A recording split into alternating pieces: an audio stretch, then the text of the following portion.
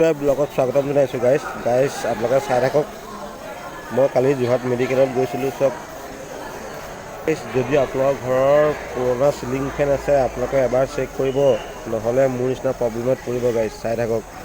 এই গাইজ মই ৰাতি বৰ ডাঙৰ প্ৰব্লেম এটাত পৰিছিলোঁ গাইজ। এই দেখিছেন যদু পুতাই ৰৈ আছে গাইজ। ৰাতি এনেকুৱা প্ৰব্লেম পৰিলোঁ নহয় আপোনালোকে কি ক'ব। ৰাতি মই কান্দো হাঁহো লাগি গ'ল গাইজ। দেখিছেনে এইটো ৱাইফ হয় মোৰ গাইজ। সদায় দেখিয়ে থাকে ভিডিঅ'ত। এই মূৰত চক গাইজ, এই দেখিছে নহয় মূৰত কি লাগি আছে গাইজ। দেখিছে নহয় এইটো,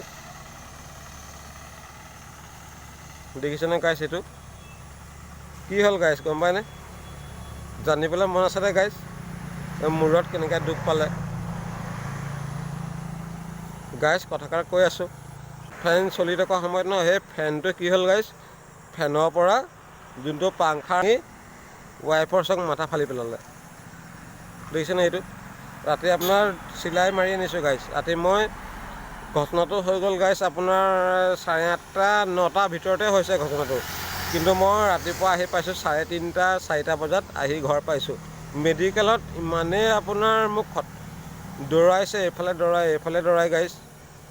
কি ক'ব, বহুত কষ্টত কালি কৰি আনিলোঁ চক গাইজ। ইয়াত কালি গাইজ চক অকণমান আকৌ চকুতো আছিলে, চকুত যেন নালাগিলে গাইজ।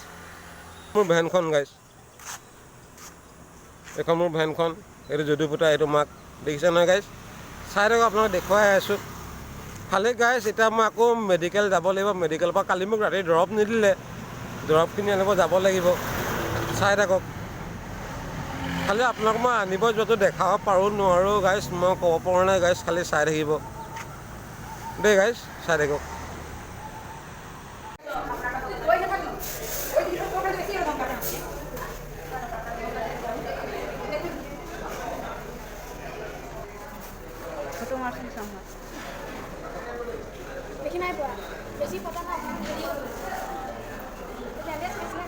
গাইজ যদি ঘৰৰ ফেনটো যদি আৱাজ যদি কৰিছে ওপৰত, আপোনালোকে নিশ্চয় এবাৰ চেক কৰিব, নহ'লে মোৰ নিচিনা বহুত ডাঙৰ প্ৰব্লেমত পৰিব।